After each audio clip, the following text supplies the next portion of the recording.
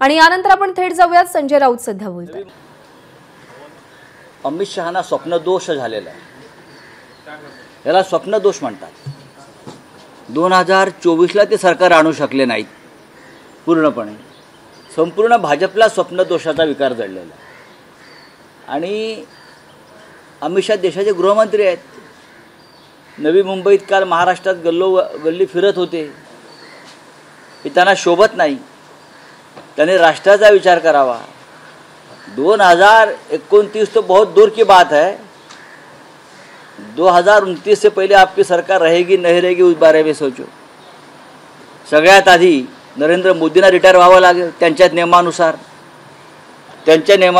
75 वर्षाच्या मोदीजींना रिटायर व्हावं लागेल, निवृत्त व्हावं लागेल। 2024ला तुम्ही 240ला थांबलेला आहात, 2029च्या निवडणुकीमध्ये आपण 140च्या खाली आहात। यावेळची निवडणूक आपण चोऱ्या माऱ्या लांड्या लबाड्या करून थोड्याफार जागा आपण चोरल्यात आमच्या। 2029ला ते शक्य नाही। महाराष्ट्रात तुमचा पराभव विधानसभेला होतोय, हरियाणामध्ये होतोय, जम्मू काश्मीरला होतोय, पण स्वप्न पाहायला काय हरकत आहे? स्वप्न पाहणाऱ्यावरती ईडी सीबीआय रेड टाकू शकत नाही ना। अमित शहांची जी काही ताकद आहे ईडी आणि सीबीआय, ती स्वप्न पाहणाऱ्या व्यक्तीवरती टाकू शकत नाही। स्वप्न पाहायला काही बंदी नाही आहे। भारतीय जनता पक्षाने खुशाल स्वप्न पाहावं। ते असंही सांगू शकतात की अमेरिकेची राष्ट्राध्यक्षपदाची निवडणुकीमध्ये सुद्धा आमची सत्ता येते आहे, त्यांना कोणी अडवलं? पण ते शक्य नाही। या देशातून भारतीय जनता पक्षाचं अधपतन सुरू झालेलं आहे। चर्चेमध्ये की समोरच्यांचे कार्यकर्ते फोडून आणणार असाल तरी आणू शकता असं त्यांनी जाहीर केले। कार्यकर्त्यांचे नाही, वारंवार ते बोलतात, याचा अर्थ भारतीय जनता पक्ष जमिनीवरून पूर्णपणे नष्ट झालेला आहे। त्यांच्याकडे कार्यकर्ते नाही आहेत, त्यांच्याकडे मतदार नाही आहेत, त्यांच्याकडे फक्त बाहेरून चोरलेले नेते आहेत, गद्दार। आणि गद्दारांच्या मागे मतदार आणि जनता नाही, हे अमित शहाना फार लवकर कळलेलं आहे। हे बरं झालं। खरं म्हणजे अमित शहा यांनी भारतीय जनता पक्षाची जी अवस्था आहे त्याचं चित्र समोर आणलं। आमच्याकडे कार्यकर्ते नाहीत, आमच्याकडे फक्त ईडी सीबीआय पोलीस यंत्रणा आणि पैसे आहेत, आणि त्या जोरावरती आम्ही सत्तेवरती आहोत, हे देशाच्या गृहमंत्र्यांनी कबूल केलं। ही अत्यंत लाजिरवाणी गोष्ट आहे। बावधनमध्ये हेलिकॉप्टर क्रॅश झाला, 3 जणांचा मृत्यू झाला, त्याला सुनील तटकरे प्रवास करणार होते। ठीक आहे, बातमी पूर्ण झाली होती, बघू याच्यामध्ये काय रिॲक्शन द्यायची?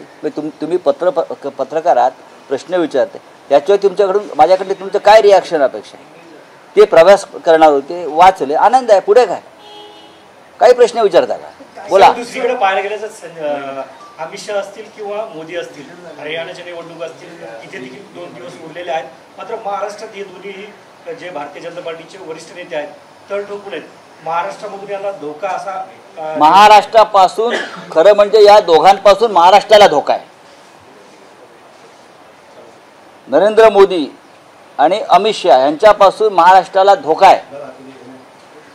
आणि हा धोका काय आहे आपण गेल्या 2.5 वर्षात पाहता कशी महाराष्ट्राची लूट होत्या प्रत्येक बाबतीमध्ये। धोका आहे, यांना महाराष्ट्र खतम करायचा आहे, मराठी माणूस खतम करायचा आहे, महाराष्ट्राचा स्वाभिमानी कडा मोडून काढायचा। या दोघांना, महाराष्ट्राला दोघांपासून धोका आहे। आणि यांना महाराष्ट्रात यासाठी वारंवार यायचं आहे की महाराष्ट्राचा उरला सुरला स्वाभिमान सुद्धा त्यांना खतम करून महाराष्ट्र राज्य गुजरातला जोडायचं आहे, ताब्यात घ्यायचं आहे। हे लपून राहिलेलं नाही आहे। ज्या पद्धतीनं महाराष्ट्राची इंच इंच जमीन, महाराष्ट्राच्या संस्था उद्योग हे अदानीच्या घशात घातलं जात आहे, ही संपत्ती जरी अदानीच्या नावावरती असली तरी त्या दौलतीचे खरे मालक हे नरेंद्र मोदी आणि शहा आहेत, हे लक्षात घ्या। महाराष्ट्राला दोघांपासून धोका आहे, आणि हा धोका दूर करण्यासाठी शिवसेना, राष्ट्रवादी कांग्रेस पक्ष आणि कांग्रेस पक्ष एकत्र आहेत। सर, हरियाणा के इलेक्शन में 2 दिन बचे हुए हैं, फिर भी अमित शाह और मोदी महाराष्ट्र में आए हुए हैं, और दूसरा राम रहीम को पे आउट पे वहाँ पे जेल से बाहर निकाला हुआ इलेक्शन के प्रचार के लिए, किस तरीके से देखते हो? देखिए, राम रहीम को अभी तक 8 बार पैरोल पर छोड़ा है। ये नियम और कानून से बहुत विपरीत है।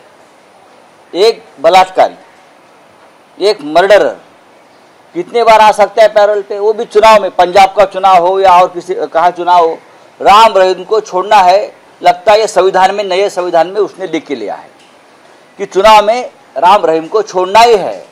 और यहाँ आकर महिला अत्याचार के ऊपर बात करेंगे, हाँ, कानून बनाएंगे, बड़ी बड़ी बातें करेंगे, किसी भी भ्रष्टाचारी को, गुनहगार को मैं छोड़ूंगा नहीं, ये बात करेंगे। ये बोगस बात है, बकवास बात है सर। आपकी सरकार और आपकी पार्टी ये लोगों के ऊपर ही बनी है, खड़ी है।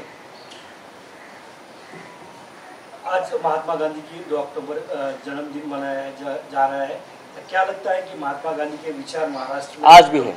कम ये पॉलिटिकल, आपको किसने कहा?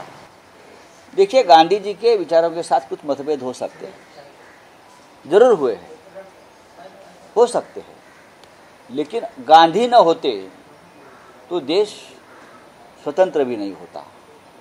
पूरे देश को जमाने में एक करना, लड़ने के लिए प्रेरणा देना, बहुत से क्रांतिकारक थे, सबका योगदान है, लेकिन गांधी जी ने देश को अखंड रखा। उस वक्त स्वतंत्रता संग्राम से पहले एक विचार दिया।